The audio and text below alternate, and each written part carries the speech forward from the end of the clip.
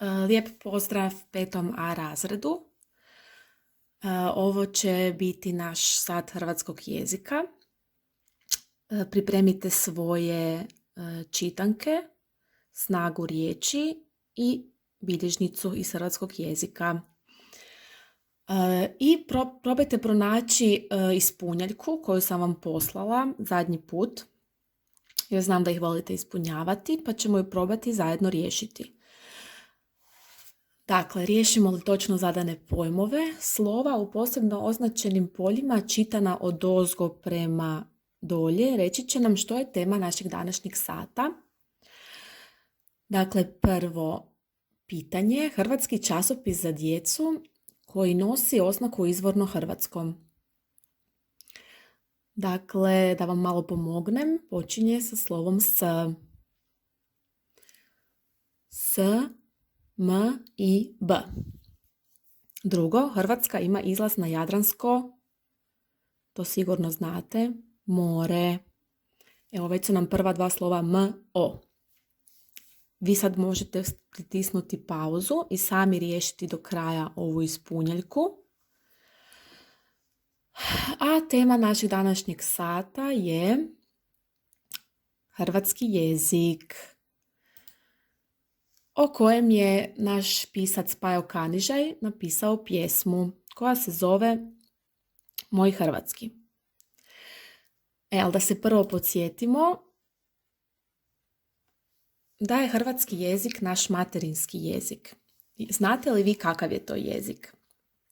I tko nas nauči tom jeziku? I po čemu se on razlikuje od drugih jezika? Možete malo razmisliti. Dakle, samo ime nam govori da je to jezik koji nas nauči naša majka, dakle prvi jezik koji učimo od nje kad smo jako mali. I to je jezik koji najbolje naučimo i vladamo njime u potpunosti. I od drugih jezika se razlikuje po tome što je baš on taj kojeg smo prvog naučili. Da vidimo kako Pajo Kanižaj govori o svom hrvatskom jeziku. Ja ću vam sad pjesmu pročitati, a onda možete kliknuti pauzu i sami pročitati pjesmu. Zaplakao sam hrvatski, progovorio hrvatski, hrvatskim govorim, šapćem hrvatski, šutim hrvatski, sanjam hrvatski i najavi sanjam hrvatski, volim na hrvatskom, volim hrvatski. Pišem hrvatski.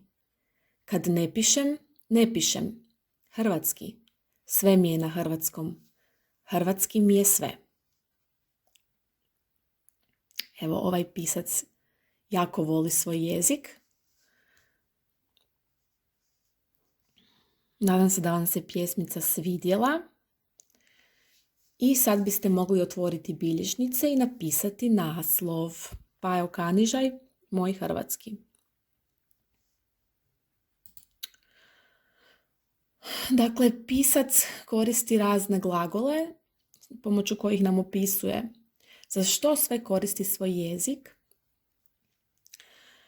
A vi biste sada mogli podcrtati te glagole da vidimo koji su to.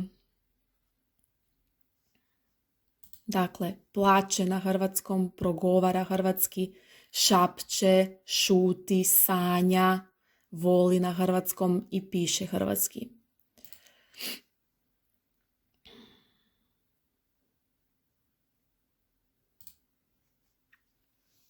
Evo, možemo malo povezati kako se mi odnosimo prema hrvatskom jeziku. Skrbimo li o njemu? Učimo li ga predano u školi? Znamo li ga lijepo i tečno govoriti i pravilno pisati? Dakle, jako je važno lijepo i pravilno govoriti hrvatski, jer to puno govori o nama samima i govori o tome cijenimo li naš jezik i brinemo li se o njemu. Dobro. Dakle, već smo učili da postoji više vrsta pjesama, ovisno o temi koju obrađuju, pa je ovo jedan primjer domoljubne pjesme. To ćete napisati u svoje bilježnice. Dakle, domoljubna pjesma, kao što znate, kao što samo ime govori, izražava osjećaje prema domovini. Sad će vaš zadatak biti pronaći glagole koji stvaraju akustične pjesničke slike. Vi to znate sigurno. Da su akustične pjesničke slike koje možemo čuti ili zamisliti da ih čujemo. Sad još nešto jako važno što moramo danas naučiti je to da zaključimo još nešto zanimljivo u vezi ove pjesme, a to je njezin izgled. Dakle, nešto je čudno u vezi ove pjesme. Dakle, pisac, pjesnik ne poštuje gramatička i pravopisna pravila, gdje su interpunkcijski znakovi, nema velikog i malog slova, nema točki, zareza, uskličnika, upitnika. Dakle, pisac nekako jako slobodan, pa se tako ovaj termin koji danas moramo naučiti zove pjesnička sloboda. To ćete napisati u svoju bilježnicu. Dakle, to je kada pjesnik odstupa od pravopisnih, gramatičkih i drugih jezičnih pravila radi ostvarenja začudnosti ili posebnog ritma. Tako ćete i vi, kad ćemo na satu pisati naše pjesme, moći odstupiti od pravopisnih pravila i napisati pjesmu koja neće poštovati ta pravila.